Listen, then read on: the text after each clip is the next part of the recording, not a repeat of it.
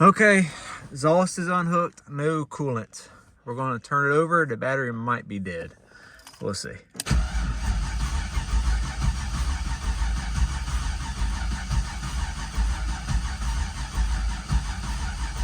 Yeah, we're getting oil pressure.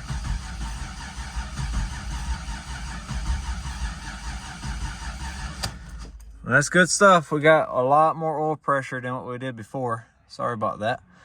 So anyways, that's what I wanted to see. Let's prime the fuel. All right, I ain't gonna be able to leave it running too long. It's like 9:30 at night. I think it's gonna fire up. I don't know why that light's on. Let's see.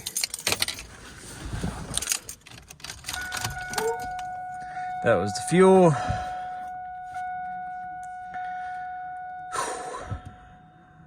I'm kind of scared. Let's let this wideband catch up. I put the new tune in it. Everything should be like it was.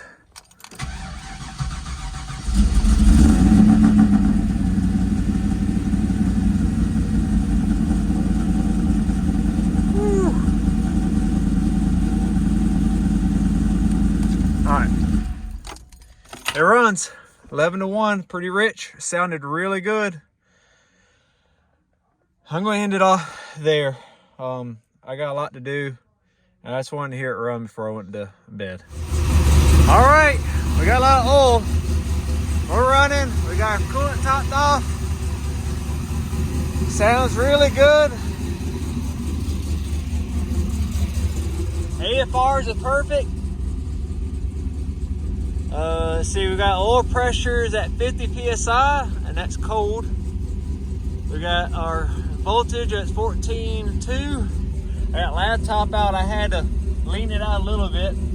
That's fine. We're just gonna let this thing get up to temp and hopefully enter learn mode. Let's go over here and close loops on. So that's probably a reason why we're in the learn, or it's keeping our AFRs right. So that's cool. But yeah, let's let this thing get hot and let's soak up some coolant. Make sure we don't got a fire. Give me a flashlight so I'm looking for leaks. And go from there. Went ahead and changed the oil. You can see we got a little bit of glitter, but I use copper coat, and I'm gonna blame it on the copper coat. But we got 10 miles on the car. So anyways, other than that, I don't see nothing like crazy. So copper coat, that's what we're gonna put that on. Went ahead and did the oil change though. We put another 6 quarts in, and why I did it was cause like we're about 2 quarts too many. So now I know I'm on the money with 6 quarts. Remember that this is the engine with the water jacket webbing is cracked, so I didn't see any coolant come out of here, so that's a good sign. But a clear indicator is going to be if our oil keeps auto refilling, which we don't want that. Did check the coolant. It's it's about right here, which is good. So obviously a quart of coolant wouldn't equate to being that high still. So I feel good. I just want a fresh start monitoring that, because that is a friction point of where we are. I got a nasty oil leak over here on this valve cover. It's leaking right there, it looks like. So we're going to have to figure that out, or leaking behind the block.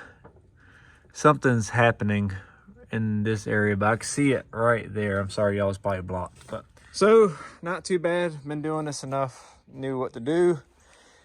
The valve cover definitely didn't want to seat. I put RTV down it. I'm gonna let it sit a little bit. You can see like right here, it's not wanting to. You don't want to get into its groove. Now I want to put the valve cover back on, unless I know it's going to stay in place. So we're just going to let it tack up a little bit. See right there? I don't know why it just doesn't want to get in its spot.